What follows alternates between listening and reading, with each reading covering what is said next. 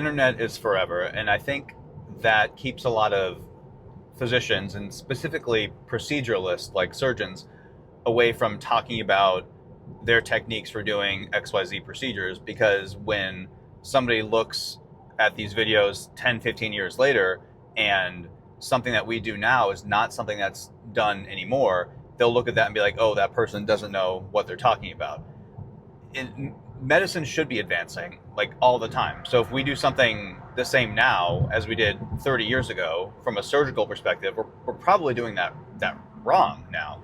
We come up with new ways to do stuff all the time. We realize the way that we were practicing medicine 50 years ago is no longer relevant, but it doesn't mean we shouldn't still strive for learning like what is best right now and always trying to do the right thing.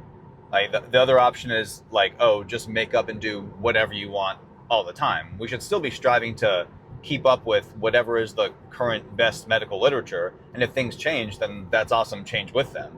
But I think the fear of putting yourself out there of I do a hernia of this type with this technique, a lot of people are unwilling to do that because they're worried that in 10, 15 years, people are going to judge them for the way they're doing it.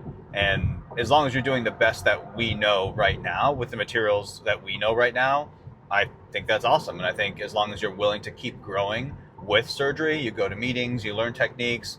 When new evidence comes out where you change the way you practice, you change with it and don't just operate the same way you always have, then I think that's doing the right thing by yourself and for your patients.